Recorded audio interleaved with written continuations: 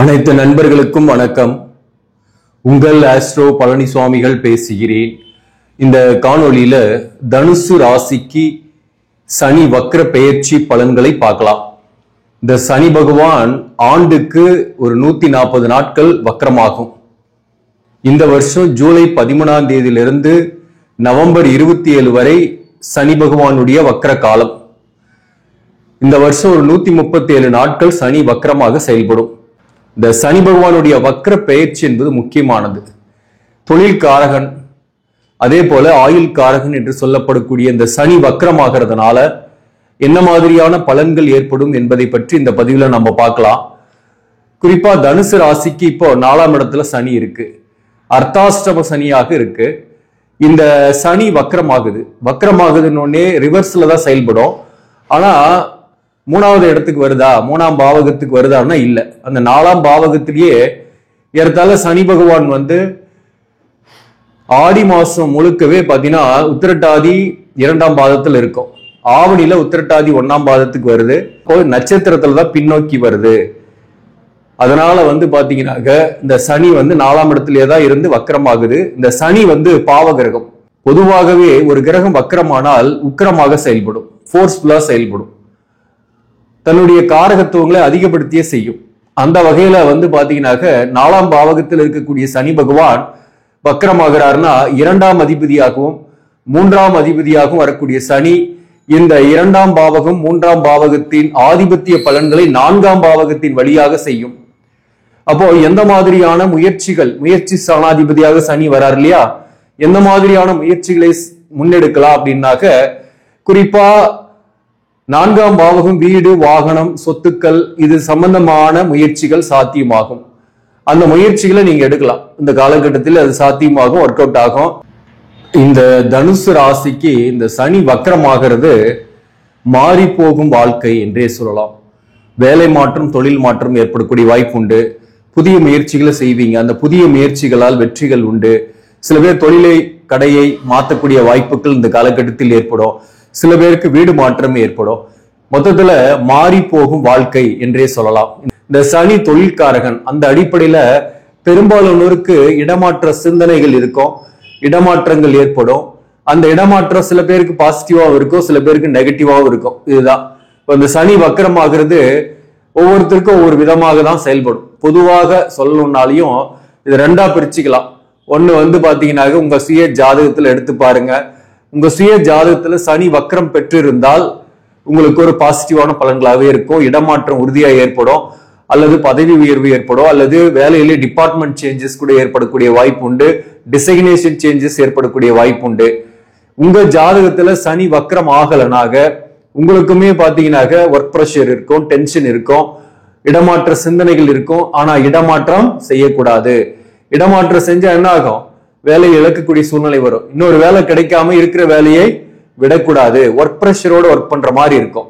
இந்த நேரத்துல வேலை மாறுதல்களை தவிர்க்கணும். உங்க சுய ஜாதகத்துல சனி வக்ரம் ஆகலனா.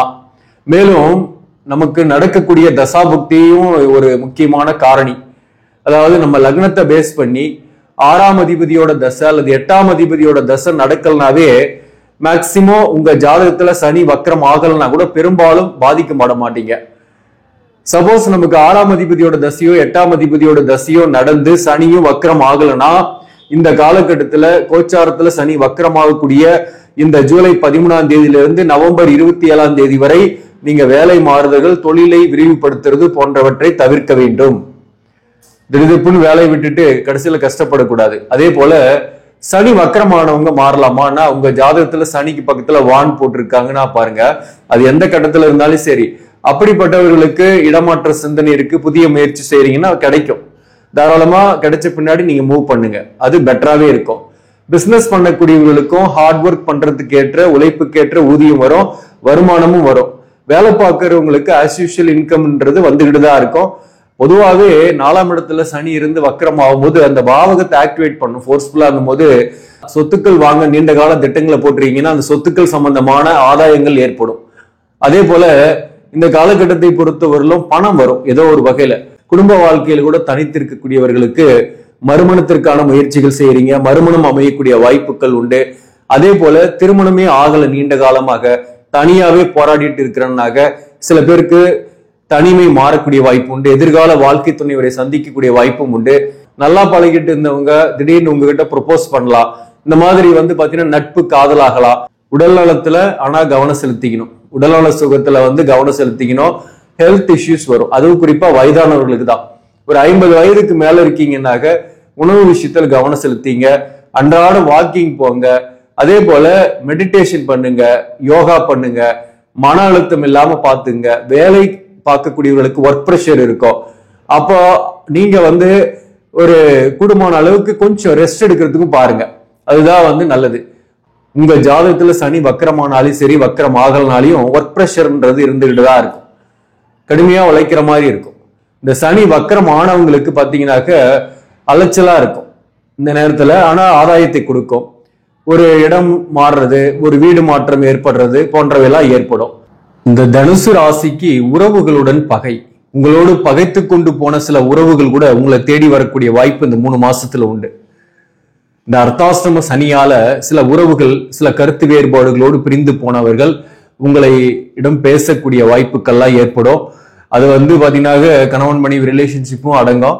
ஆனா கணவன் மனைவி ரிலேஷன்ஷிப் பிரிஞ்சு போயிருக்கீங்க அப்படின்னாக்க, நான் சொன்ன மாதிரி தோஷங்கள் இருக்கு அப்படின்னாக்க அது விலகி போகக்கூடிய வாய்ப்பு தான் உண்டு. சப்போஸ் ஒரு தற்காலிக பிரிவாக பிரிஞ்சிருக்கீங்க அப்படின்னாக்க இந்த காலகட்டத்தில் சேர்ந்து வாழக்கூடிய சூழ்நிலை வரும். அல்லது 2 பேரும் சேர்ந்தே கூட வேற ஒரு இடத்திற்கு, வேற ஒரு ஊருக்கு குடிமாற்றம் ஏற்படக்கூடிய வாய்ப்புகள்லாம் உண்டு.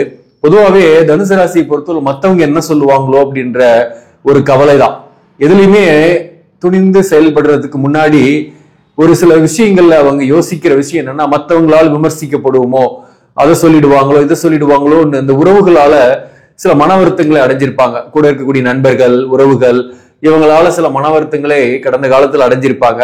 இந்த 3 மாசம் வந்து அந்த மன வருத்தம் இல்லாம இருக்க போறீங்க. அதெல்லாம் பாசிட்டிவான விஷயம் தான். அது வந்து சனி வக்கரம் ஆனாலும் சரி, உங்க ஜாதகத்துல சனி வக்கரம் ஆகலனாலையும் அது பாசிட்டிவ் தான். பொதுவாகவே உங்க ஜாதகத்துல சனி வக்கரம் ஆகலனா கூட ஒரு விஷயத்துல பாசிட்டிவ், அர்த்தாசிரம சனியோட பாதிப்பு என்பது குறைவாக இருக்கும். அது பாசிட்டிவான விஷயம். அதே போல உங்க ஜாதகத்துல சனி வக்கரம் ஆகலனாதான் சில விஷயங்கள்ல கவனமா இருக்கணும்.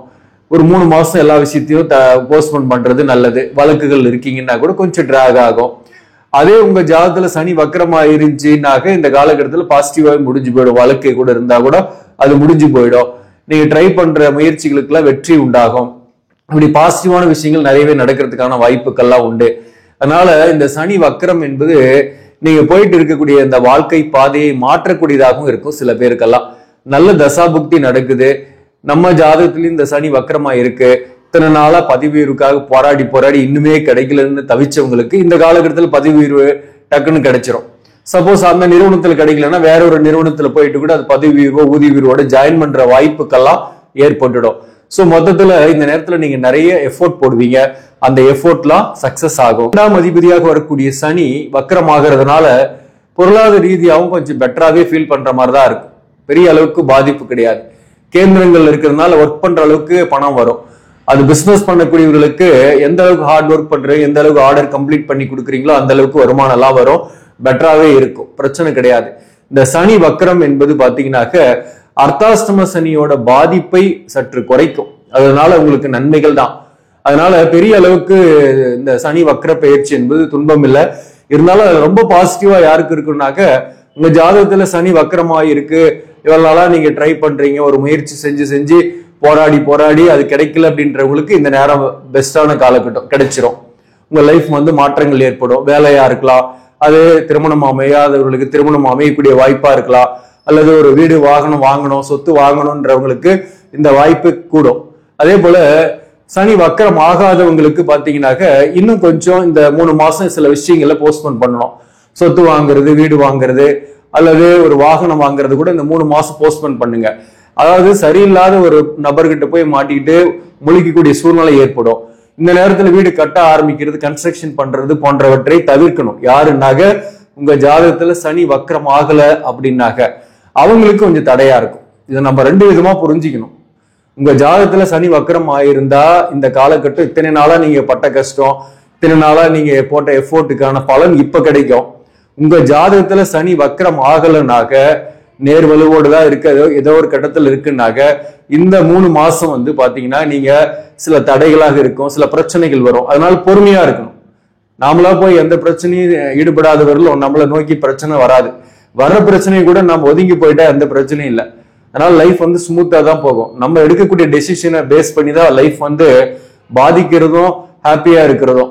நாம வந்து இந்த நேரத்துல ஒரு ராங் டெசிஷன் எடுக்காம பாத்துக்கணும். அதுதான் அது வந்து சனி வக்கரமாகாதும். கொஞ்சம் எல்லா விஷயத்திலும் கொஞ்சம் கவனமா இருங்க.